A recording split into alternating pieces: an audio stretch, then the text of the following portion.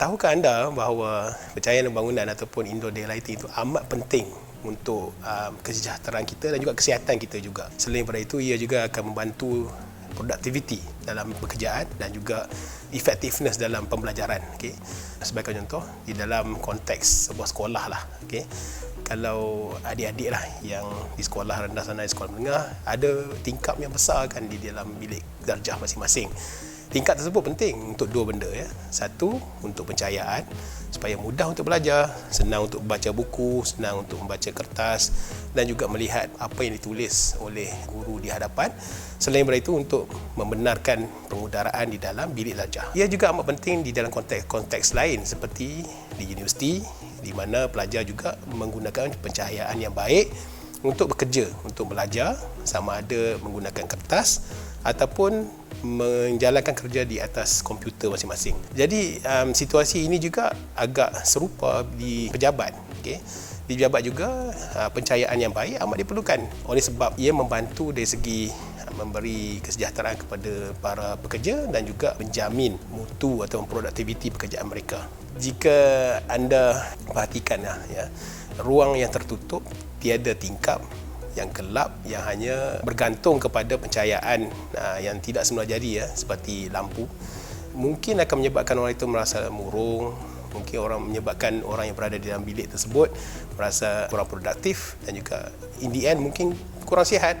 Jadi untuk membantu perkara ini, kita perlu ada tingkap yang luas of course, dan juga perlu ada perlindungan kepada tingkap tersebut supaya jumlah pencahayaan yang masuk ke dalam bilik tidaklah terlalu tinggi. Okay. Ini kerana pencahayaan di luar sana secara semula jadi amatlah tinggi. Jumlah lux iaitu light intensity di luar sana tu dia ranging between beberapa ratus lux kepada beribu lux. Sangat-sangat terang. Ini kerana the sky condition sky condition di Malaysia ini kebiasaannya dia overcast, tetapi bila overcast, jumlah cahaya yang datang ke bumi daripada matahari amatlah tinggi. Oleh sebab itu, jumlah pencahayaan yang masuk ke dalam bangunan perlu dikawal. Jika tidak, kita akan merasa glare. Kita akan experience atau merasai glare. Glare itu adalah satu fenomena di mana kita akan merasa ketidakselesaan pada mata kita apabila kita melihat sesuatu ataupun berinteraksi dengan orang lain. So, glare ini terjadi apabila angle ataupun sudut pandangan mata kita itu menghadap ke arah matahari, dan ini menyebabkan ketidakselesaan dan kadang-kadang mungkin mencederakan mata jugalah.